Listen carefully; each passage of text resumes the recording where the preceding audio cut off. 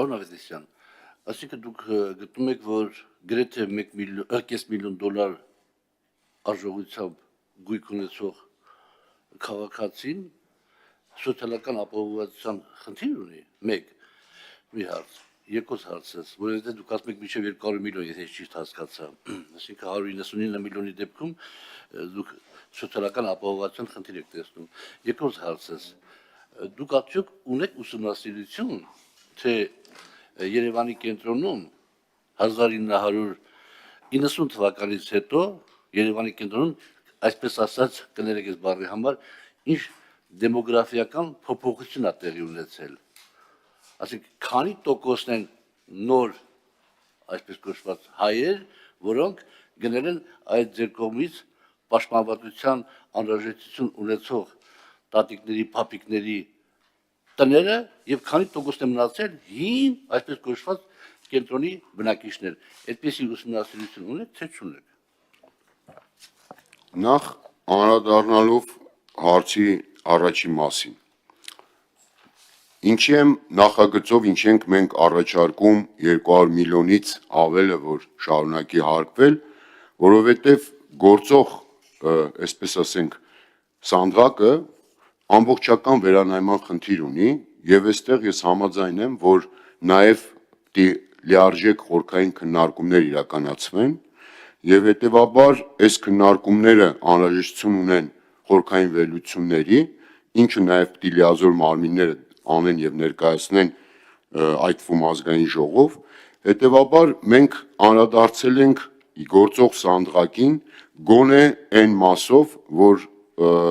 ասենք օրինակ 10 միլիոն դրամանոց, մինչև 10 միլիոն, մինչև 25 միլիոն կամ մինչև 75 միլիոն արժողությամբ գույքերի գույքահարկը, կրկնում եմ, որոնք 21 թվականից պատիկներով արդեն աճել են, 26 թվականին եւս 30-35% չաճեն մինչև այդ խորքային գնահատումը։ Իսկ ինչ վերաբերում է դեմոգրաֆիական, այսպես վերլուծություններին, դուք այդ հարցը որ տալիս եք, բնականաբար պատասխանը գիտեք։ Իհարկե ոչ, ես հո ինստիտուտներ չունեմ, որ դեմոգրաֆիական վերլուծություններ իրականացնի, դա կառավարության գործառույթ է եւ ես նման հետազոտության չեմ հանդիպել,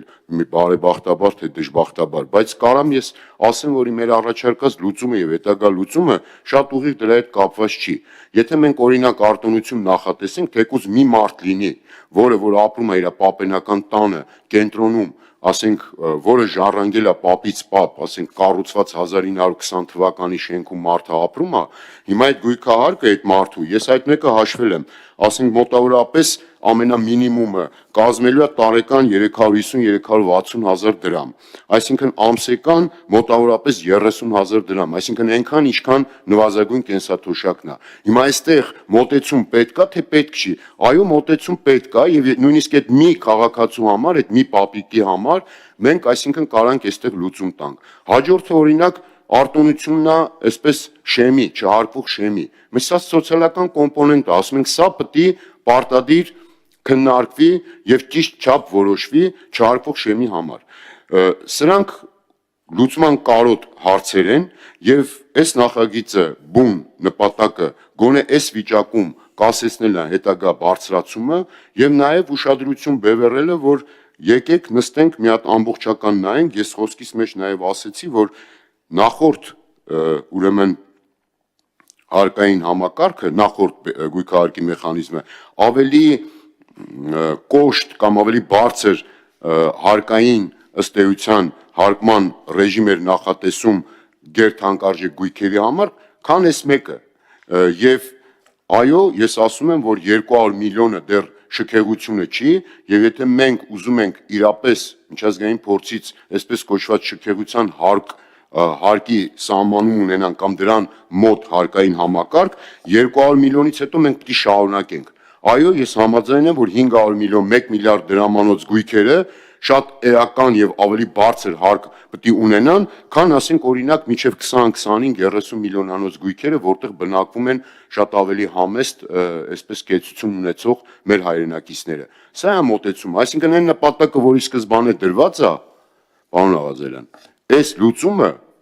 այդ նպատակին համեմատ լուծում չի կարող համարվել։ Արձագանք ունեք։ Պարոն Ավետիսյան, ես ասենք որոշակի բան է, որովհետև ժամանակին այդ օրենքը որ ընդունում ենք, որոշակի ուսումնասիրություններ արել էի իհարկե, եւ շենքեր կան կենտրոնում, որտեղ 1-2 հին, ասես այսպես կոչված շուտանից ապրող բնակիչներ են մնացել, բոլորը նոր եկած կարող մարդիկ են եւ այլ։ Բայց այդ դեպքերի համար էլ օրենքը նախատեսում է տարբերակ, որ համայնքը, քաղաքապետարանը 10%, եթե չեմ սխալվում, պարոն Պողոսյան, 10% հնարավորություն ունի, այսպես կոչված բան անելու, զեղչելու եւ այլ այդ գույքահարկը, օրենքը այդ բանը թույլ է տալիս։ Մյուս հարցը,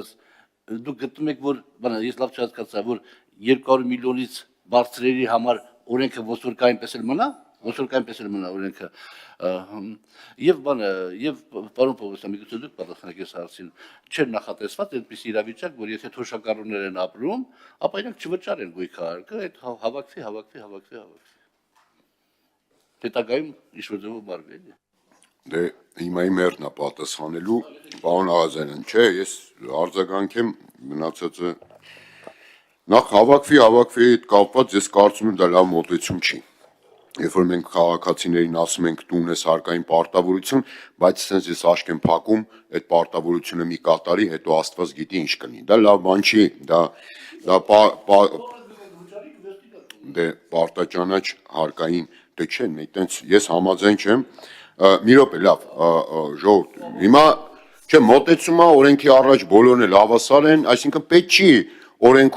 օրենքով սահմանել պարտականություն, հետո էլ ասենք ձեռնդ ասել այդ պարտավորությունը մի կատարի, հետո այդքան այդ մարդիկ փորձանքի գան, դառնան ապօրինի գործողություն իրականացնող, մի հատ էլ տուժեր տուգանքներ կուտակվի, չէ։ Խնդիրը հետևյալն է, ինչա թուղթն ու գրիչը ձեր ձեռքն է, ինչն է խանգարում, ձեր չէ հիմա, արդեն կառավարության, ինչն է խանգարում, որ վերցնեն այդ թուղթ ու գրիչը, այդ արտոնությունները նախատեսեն եւ մարդիկ օբյեկտիվորեն օրինական այդ արտոնության ռեժիմում